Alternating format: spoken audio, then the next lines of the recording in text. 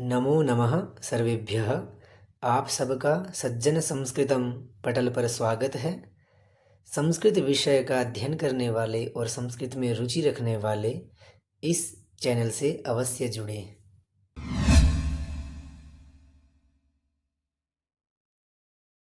केंद्रीय संस्कृत विश्वविद्यालय के द्वारा दी जाने वाली छात्रवृत्ति के विषय में आज हम जानेंगे। ये जो छात्रवृत्ति है, इसके आवेदन केवल ऑनलाइन ही स्वीकार किए जाएंगे। डाक द्वारा या अन्य किसी भी माध्यम से विश्वविद्यालय को भेजने की आवश्यकता नहीं है। ये इसकी तिथियां हैं।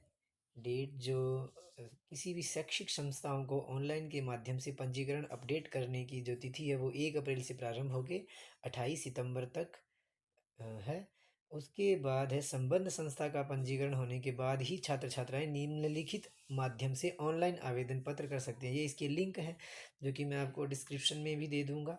और ऑनलाइन माध्यम से आवेदन करने की आरंभ तिथि 1 अप्रैल है और अंतिम तिथि जो है वो 30 सितंबर है। इसके अलावा भी इसमें बहुत सारी जानकारियाँ दी गई है, आप इनको पढ़ लें। और ये वेबसाइट पे भी रखी हुई है।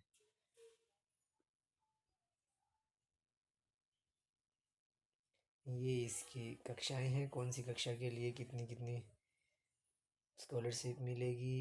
ये यहाँ पे 500 रुपये प्रति माह 9वीं 10वीं के लिए, 600 रुपये प्रति माह 11वीं 12वीं के लिए, 800 रुपये प्रति माह BA शास्त्री इत्यादि कक्षाओं के लिए और 1000 रुपये प्रति माह MA के लिए है। ये नीचे PhD के लिए है।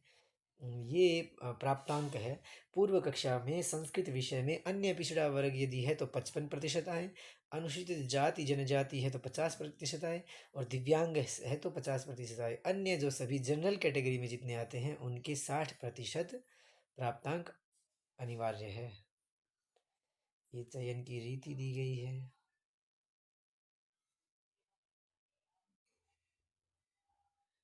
इसको आप पूरे को पढ़ लेंगे। आप इन दिशा निर्देशों को पढ़ लें। फिर हम गूगल पर ये फॉर्म कैसे भरा जाएगा इसको विस्तृत रूप से हम अभी देखेंगे। सबसे पहले हम गूगल पर लिखेंगे CSU स्कॉलरशिप 2025-26। तो आपको इस तरीके से कुछ साइट दिख जाएगी। CSU स्कॉलरशिप 2025-26, इस पर क्लिक करेंगे तो आपको ये ऐसा पूरा पेज खुल जाएगा। इस पे आप देखेंगे सबसे पहले स्टेप फर्स्ट पे लिखा हुआ है ऑनलाइन छात्रवृत्ति के लिए दिशा निर्देश। आप हिंदी में पूरे दिशा निर्देश पढ़ सकते हैं। दूसरा स्टेप जो है वो campus institute college school registration form है। ये आपको नहीं, विद्यार्थियों के लिए नहीं है। ये स्कूल रजिस्ट्रेशन संस्था प्रधान अथवा संस्कृत का कोई भी अध्यापक करवा सकता है। स्टेप 3 में वेरिफिकेशन होता है जो कि स्कूल का रजिस्ट्रेशन होने के बाद अपने आप यूनिवर्सिटी के द्वारा किया जाएगा। चौथे स्टेप में आप एडिट कर सकते हैं कैंपस को, इंस्टीट्यूट को। पांचवें स्टेप में विद्यार्थियों के लिए कार्य शुरू होता है student login for online scholarship application. इस पे आप क्लिक कर देंगे तो आपके सामने ऐसे पेज खुल जाएगा। इसमें आप अगर आप पहले से रजिस्टर हैं तो आप ईमेल आईडी और पासवर्ड लगाएंगे और लॉगिन कर लेंगे। और अगर आप पहले से रजिस्टर्ड नहीं हैं तो आप रजिस्टर पे क्लिक करेंगे। रजिस्टर पे हम क्लिक करते हैं तो आपको यहाँ पे नाम, ईमेल आईडी, कोई भी पासवर्ड जो आप सामान्य याद कर रख सकें, ऐसे पासवर्ड और मोबाइल नंबर आपको इस पे डालना है और फिर आपको रजिस्टर करना है। रजिस्ट्रेशन करने के बाद जब आप लॉगिन मॉड्यूल में वापस आते हैं तो वहाँ पर अपने मोबाइल नंबर अथवा ईमेल आईडी और जो पासवर्ड आपने बनाए थे वो डाल के लॉगिन कर लेंगे तो ऐसा पेज आपके सामने खुल जाएगा। ऑनलाइन एप्लीकेशन फॉर्म स्कॉलरशिप, ये मैंने एक विद्यार्थी का लॉगिन किया है। और यहाँ पे आप क्लिक करेंगे ऑनलाइन एप्लीकेशन फॉर स्कॉलरशिप, यहाँ जो लिखा भी है क्लिक हियर। यहाँ क्लिक करने के बाद आपके सामने एक पेज खुल जाता है जो कि कुछ इस प्रकार से है। सबसे पहले आपको स्टेट चूज़ कर लेना है, जिस भी स्टेट के आप हैं वहाँ का आप चूज़ कर लेंगे। तो यहाँ और फिर उसके बाद डिस्ट्रिक्ट चूज़ कर लेंगे। फिर उसके बाद यहाँ आप कैंपस इंस्टीट्यूट कॉलेज स्कूल, यहाँ जब आप जाते हैं तो अगर आपका स्कूल रजिस्टर्ड है तो यहाँ आपको वो शो कर जाएगा। और अथवा नहीं है तो आप अपने स्कूल में कांटेक्ट करें, वहाँ से रजिस्ट्रेशन करवाएं, फिर ये यहाँ शो करेगा। अभी मैं मेरा स्कूल जो है ये सेलेक्ट कर लिया है। उसके बाद नीचे नाम अपना आपका जो भी रजिस्टर पहले आपने किया होगा वो आ जाएगा। फिर फादर्स नेम लिखना है। अ, उसके बाद आप यहाँ पे फ़ोटो अपलोड करनी है। फ़ोटो का आप विशेष ध्यान रखेंगे कि ये 120 और 140 इसकी लंबाई चौड़ाई फिक्स दी गई है। इसी के आधार पे आप फ़ोटो को क्रॉप कर लेंगे और इसी प्रकार से आप साइन के लिए भी यहाँ पे दिया गया है 120 इंटू 140, इसके आधार पे ही आप फ़ोटो क्रॉप करके रख लेंगे दोनों साइन और अपनी खुद की फ़ोटो। ये अपलोड करने से पहले विशेष ध्यान दें कि पहले ही रेडी करके रख लें। इसके लिए प्ले स्टोर पे बहुत सारे एप्लीकेशन मौजूद हैं ये फ़ोटो एडिट करने वाले। इसके बाद आप मदर्स नेम लिखेंगे, फिर अपनी डीओबी लिखेंगे, उसके बाद जेंडर सेलेक्ट करेंगे, कैटेगरी सेलेक्ट करेंगे, ईमेल आईडी मोबाइल नंबर आपके अपने आप आ जाएंगे, एड्रेस लिखेंगे, पिन कोड जो भी आपका एरिया पिन कोड होगा वो लिखेंगे, एक ऑक्यूपेशन में अपने पेरेंट्स जो भी आपके काम करते हैं वो लिख देंगे और एनुअल इनकम इसमें एंट्री कर देंगे। उसके बाद आप यहाँ क्लिक करके सबमिट एंड प्रोसीड कर देंगे तो आप पार्ट 2 में चले जाएंगे। अगले पार्ट में जाने के बाद कुछ इस तरीके से पेज ओपन होता है जिसके अंदर कुछ शुरुआत में कुछ क्वालिफ़िकेशन दी गई है। इसके बाद यहाँ आप देखेंगे name of the previously passed qualified examination. ये जो स्कॉलरशिप है ये आपको पिछली कक्षा के आधार पे प्राप्त होती है। यदि आप वर्तमान में 9वीं कक्षा में हैं तो आपको 8वीं के प्राप्तांक के आधार पे होगी। यदि आप 10वीं में हैं तो 9वीं के प्राप्तांक के आधार पे होगी। तो आप जिस भी कक्षा में हैं उससे पहले ये ऊपर चार्ट भी दिया हुआ है। For 9th class qualifying examination is 8th class, for 10th class qualifying examination is 9th class. तो ये आप ये जो कॉलम 2 के अंदर जो बात है ये यहाँ ज्यों की त्यों कॉपी पेस्ट कर देंगे। आप जिस भी कक्षा में हैं उससे पहली कक्षा का। उसके बाद year of previous past qualification qualified examination, यहाँ आपको पूर्व कक्षा जो आपने पास की उसका ईयर डालना है। तो आप ईयर यहाँ से सेलेक्ट कर लेंगे जब भी आपने वो परीक्षा पास की है। पिछले साल की ही मोस्टली रहेगी सबकी।